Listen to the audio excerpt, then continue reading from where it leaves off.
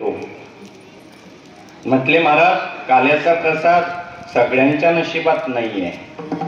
ज्यांचं नशीब जोरदार असेल, पुण्यवान असतील, ते काला घेतील.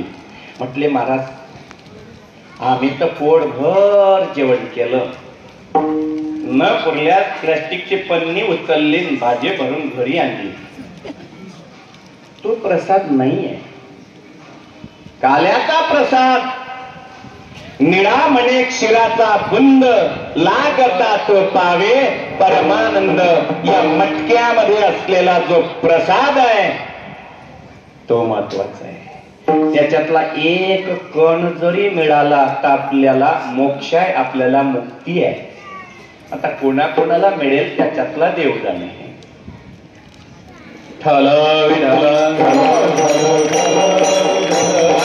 श्रीमद भगवत गीता सांगते, याच्यातला एक थेंब, एक सुईच्या टोकावर मावेल एवढा जरी दह्याचा कण आणि तुम्हाला तुमच्या जिभेला स्पर्श झाला ना, पाण्याचा स्पर्श जरी त्या दह्याचा झाला ना, तर मग आणि तुम्हाला आनंद काय.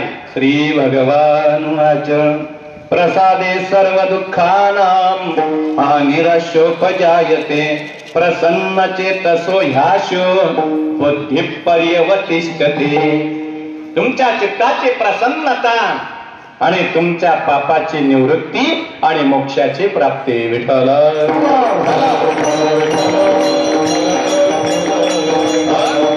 आज काल्याचा जो प्रसंग आहे, काल्याचं कीर्तन म्हटल्याच्या नंतर जीव आणि शिव याचं मिलन, जीव आणि ब्रह्म याचं आणि ऐक्य ज्याच्यामध्ये आहे आणि त्याला काला म्हणतात.